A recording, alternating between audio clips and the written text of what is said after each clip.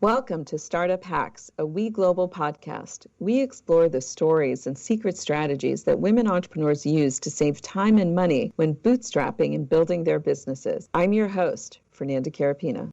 Welcome back to another episode of Startup Hacks. I'm your host, Fernanda Carapina, and today I'm excited to welcome Joanna Bloor.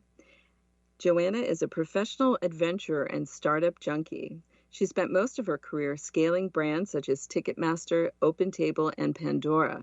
Then life threw a new adventure in her path, one that reminded her that every decision made about you and your opportunities is made in a room you're not in.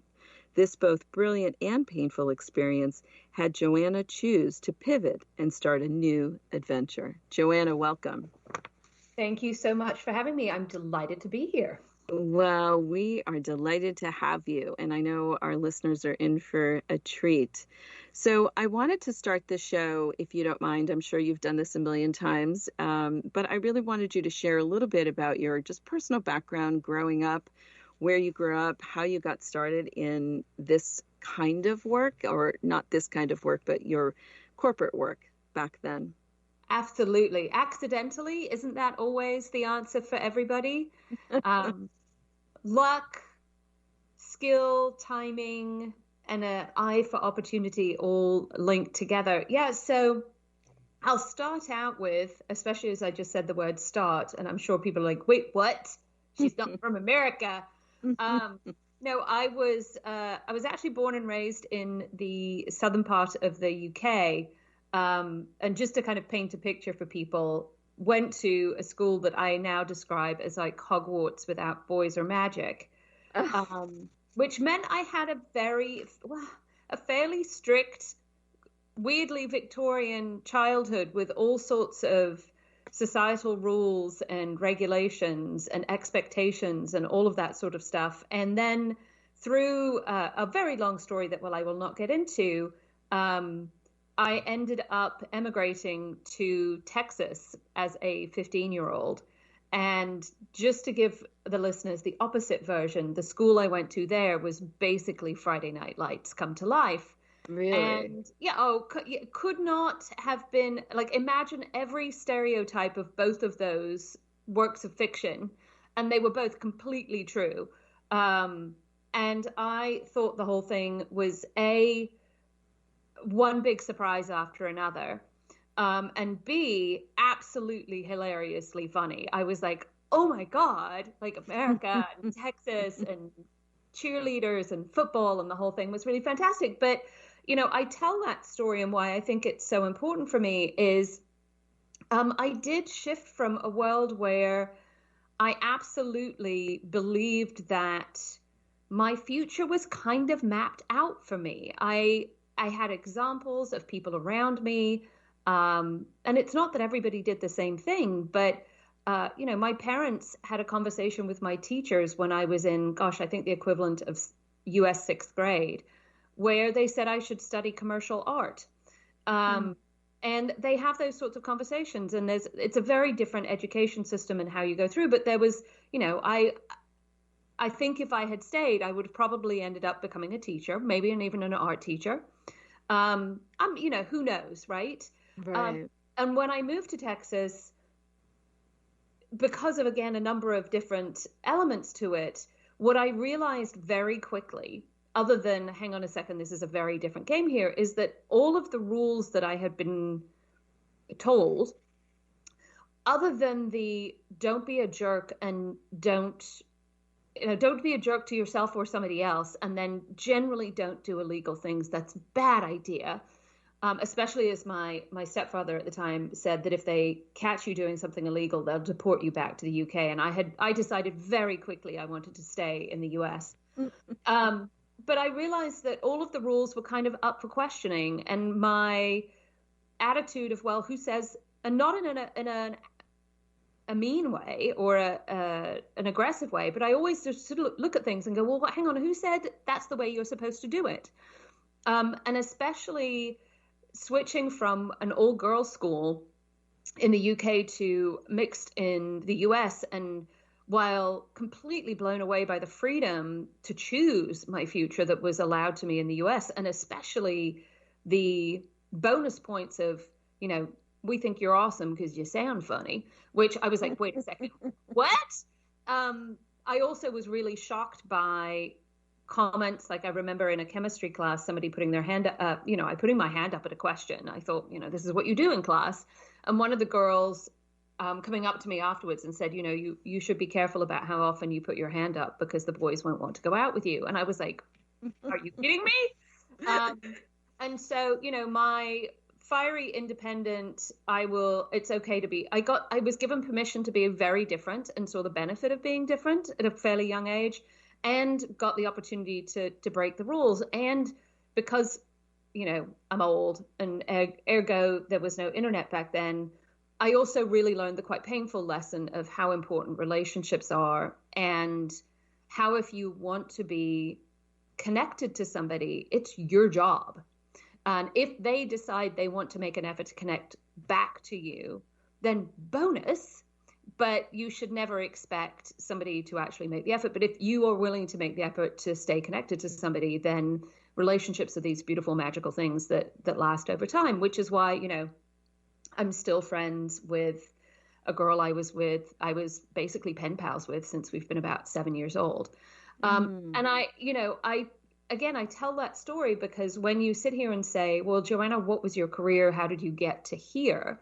How is it you managed to, through what looks like really lucky guessing, which to a certain extent it was, got to go through 4 different IPOs with different startups? Wow. It was always driven. And it didn't matter what I was doing. I'm a certified travel agent. I used to run a very fancy bathing suit store once upon a time in my past. And so know more about the construction and product iteration of swimwear than a normal person should, all the way through to, I helped, and I do apologize ahead of time, I helped write the industry standard terms and conditions for online advertising, the very first version of it back in 2001. But all of that was driven by a couple of things. And one of them was, I am always interested when people and groups of people are saying, well, hang on a second, who says it needs to be this way? And could it be a different way? I am always interested when they're doing that in a way that what I call more than provides value, but provides delight.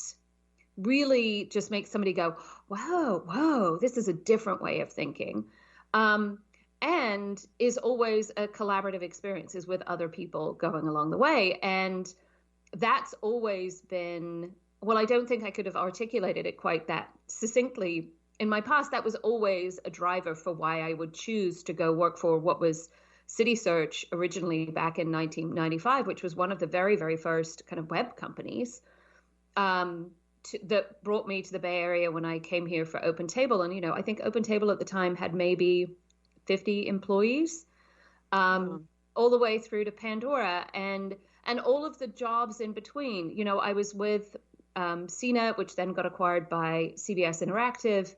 And I had dozens of different jobs there because even within a really big, complex, political, massive corporation like CBS, there are pockets of what I call, dabbling on the edges of how things should be done and innovation. And I believe that has only sped up and continues to speed up.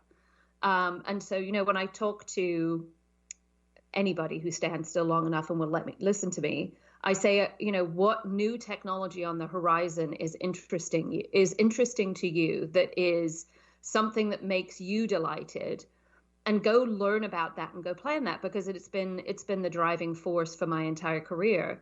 And then you mentioned in the opening that I learned a brilliant and painful lesson all at the same time, which I think is how lessons often come to you. Sometimes yes. you don't recognize the brilliance sometimes until after the fact. Mm-hmm. And I had made the decision that the itch to scratch of becoming my own boss, building my own delightful thing, absolutely goaded along the founder of Pandora, who is one of the most delightful human beings on the planet, Tim Westergren, who I would work with again in a heartbeat, on my last day, pulled me aside and said, let's grab a coffee. And he sat down and he goes, well, so what company are you going to build? And I was like, wait, what do you mean? What company am I going to build? And he goes, well, Joanna, you've been building other people's companies for 10 years. You know how to do it. It's time you did yours. And I was like, I can't do that. And he was like, yes, you can. You are the biggest rule breaker out there. Go do it. And so I blame him a tiny bit for making me actually go, oh, is it time? But the entrepreneurial itch is one that I have wanted to scratch since I was little.